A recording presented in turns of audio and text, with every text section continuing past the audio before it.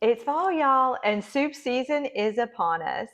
I'm going to show you how I make this delicious and simple butternut squash and sweet potato soup in my Instant Pot. I'm so certain that you're going to love it.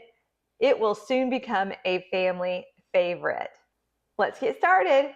The first thing I always do is gather all my ingredients. For this recipe, you'll need 1 whole butternut squash, 2 medium sweet potatoes, 8 cups chicken broth, 1 apple peeled and cored, 1 can organic coconut milk. You can also use heavy cream or whole milk, 3 tablespoons honey, 1 teaspoon ground cinnamon, 1/2 teaspoon ground ginger, 1/8 teaspoon ground nutmeg. I am using my 10-quart Instant Pot. However, you could do this in a smaller Instant Pot. You just have to make sure you get your butternut squash sized appropriately. Inside, I've placed my trivet. I'm going to take my butternut squash, place it in there whole. I've washed it thoroughly. Fits nicely.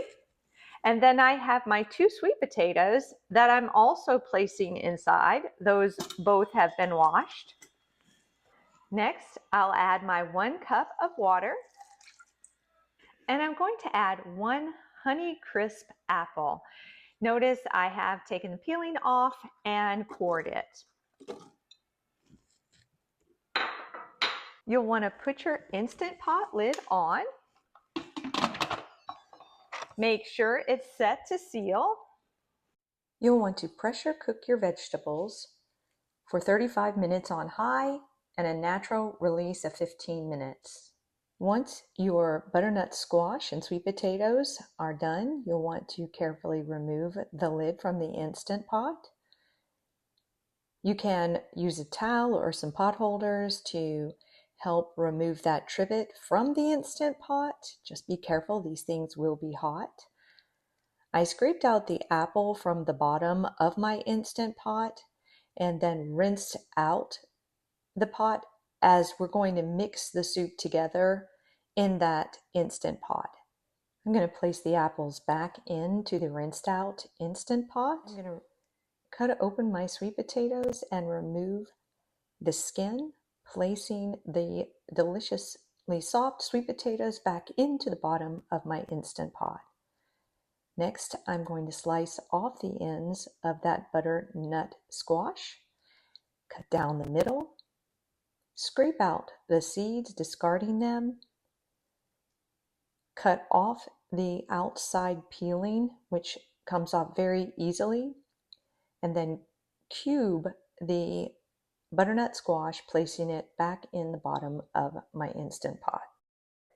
Next, I'm going to add about half of the chicken broth. It's time to make the house smell really good. I'm adding in all of my spices, and then I will add in the honey and coconut milk. I am using an immersion blender to mix all of my ingredients. If you don't have one of these, you could put the cooled soup into a blender and mix it that way. Once I get the soup completely pureed, I don't like any lumps in my butternut squash soup, so I definitely give it a good puree. I will add in the remaining chicken broth. To finish the soup, I am going to turn on my Instant Pot to saute on medium, add in the remaining chicken broth, and stir for about 3 to 5 minutes until heated through. There you have it. Our soup is ready to enjoy. Nice and hot. I'm going to scoop out a bowl. Oh my gosh, it smells amazing. It makes the whole house smell delicious.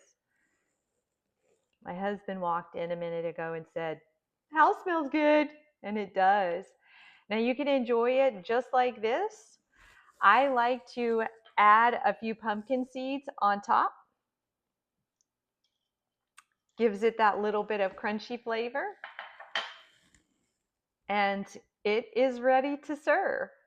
I did add a tablespoon of Japanese 7 spice into my recipe because our family likes it a little bit spicy and not so sweet.